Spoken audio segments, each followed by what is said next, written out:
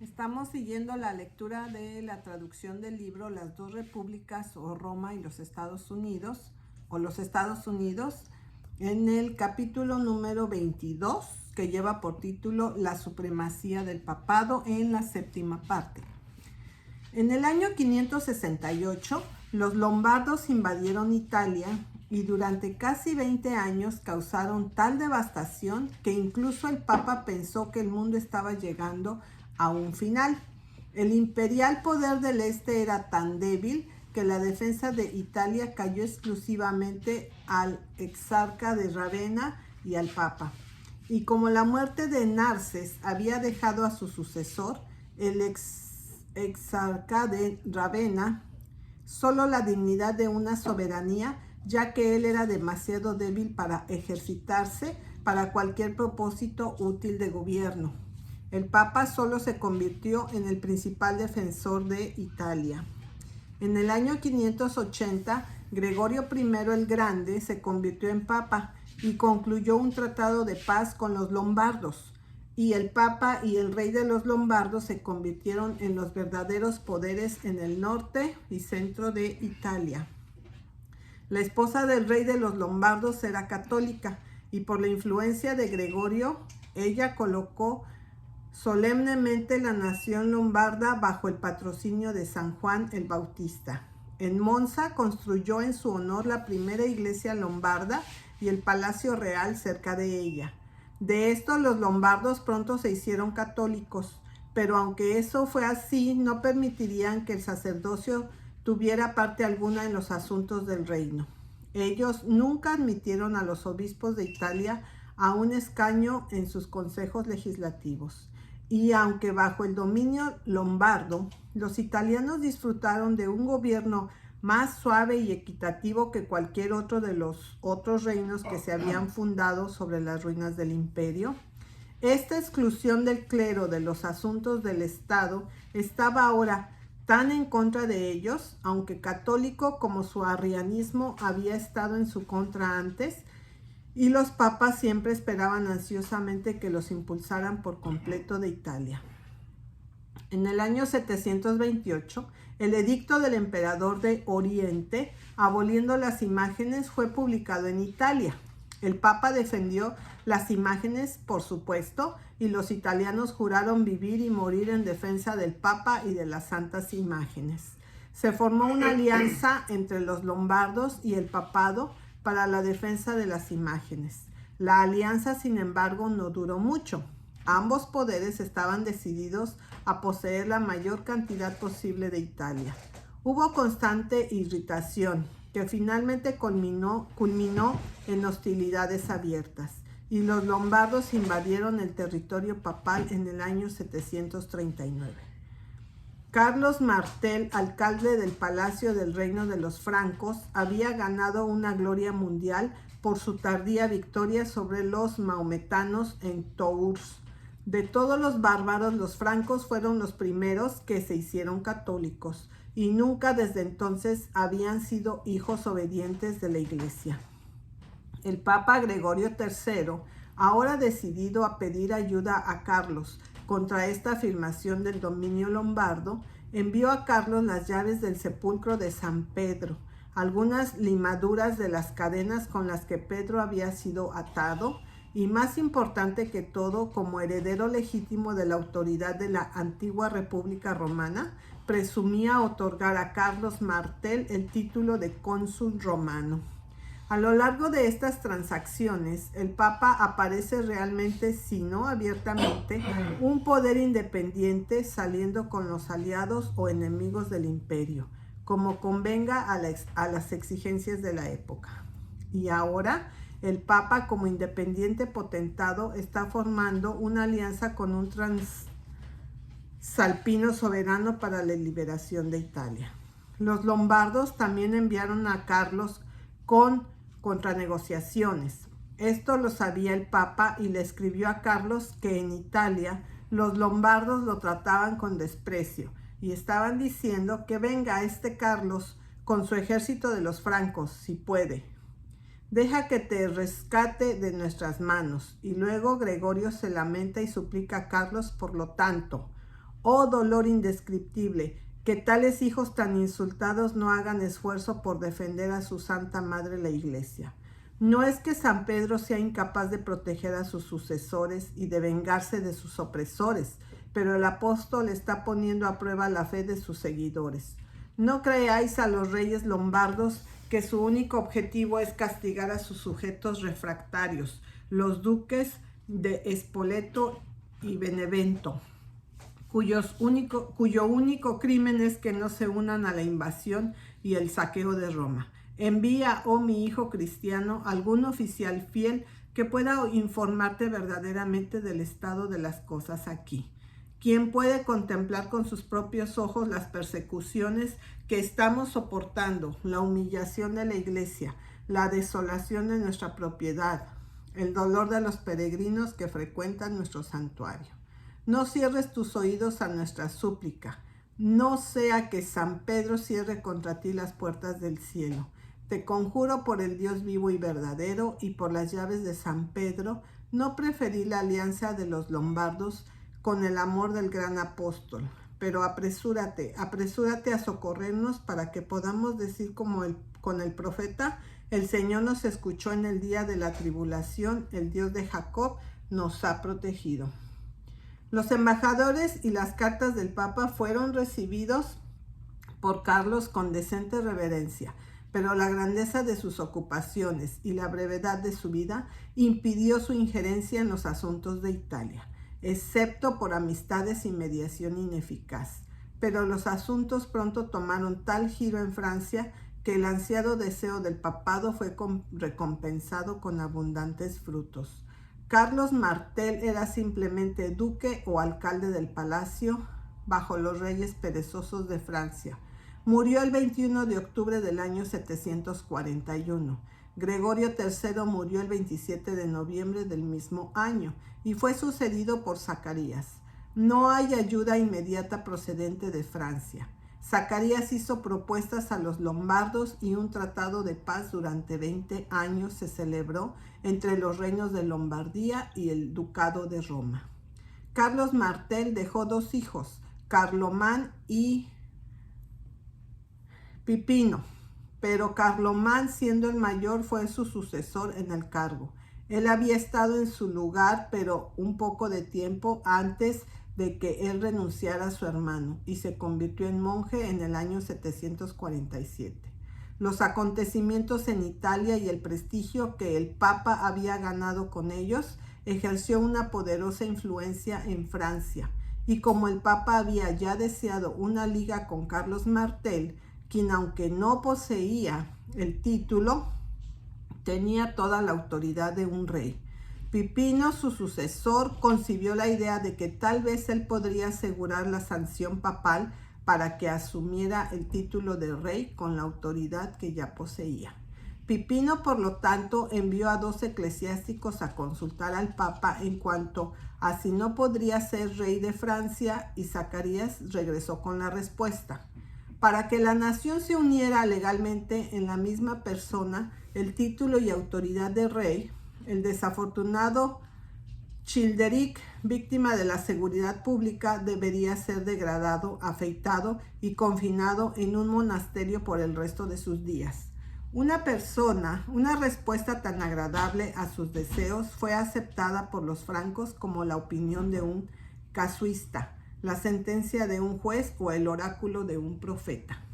Y Pipino fue exaltado en un escudo por el sufragio de un libre pueblo acostumbrado a obedecer sus leyes y a marchar bajo su estándar, y el 7 de marzo del año 752 fue proclamado rey de la Francia. Zacarías murió el 14 de marzo del mismo año y fue sucedido por Esteban II, que murió el 4º día después y antes de su consagración, y Esteban III se convirtió en papa el 26 de marzo. Astolf era ahora rey de los lombardos. Él se había declarado abiertamente enemigo del papa y estaba decidido a hacer no solo los territorios del exarcado, pero los del papa los suyos. En términos de amenaza, exigió la sumisión instantánea de Roma y el papado el pago de un fuerte tributo personal, un impuesto de capitación sobre cada ciudadano. El Papa envió embajadores, pero fueron tratados con desprecio, y Astolf se acercó a Coine para hacer cumplir su demanda. El Papa apeló al cielo atando una copia del tratado violado por Astolf a la Santa Cruz. Le escribió a Pipino, pero no obtuvo respuesta. En su angustia escribió incluso a Constantinopla, pero mucho menos desde ahí. ¿Hubo alguna respuesta? Entonces decidió ir personalmente a Pipino y pedirle ayuda. Estuvo presente en la corte del Papa un embajador de la corte de Francia, bajo cuya protección se colocó Stephen, y viajó abiertamente por los dominios de Astolf. En noviembre y el 15 de julio del 752 entró en los dominios franceses. Él era conocido en la frontera por uno de los clérigos y un noble, con órdenes de llevarlo a la corte del rey. A 100 millas del palacio fue recibido por el príncipe Carlos, luego el poderoso Carlomagno con otros nobles, quien lo acompañó en su camino. A 3 millas del palacio, el propio rey con su esposa y familia y un conjunto de nobles conocieron a Stephen. Cuando el Papa se acercó, el rey desmontó de su caballo y se postró en el suelo delante de él. Luego caminó al lado del Papa. El Papa y los eclesiásticos estallaron a la vez en himnos de acción de gracias, y así, cantando a medida que fue, llegó a la residencia real. Stephen no perdió tiempo en anunciar el objeto de su visita. Imploró la inmediata interposición de Pipino para hacer cumplir la restauración de San Pedro.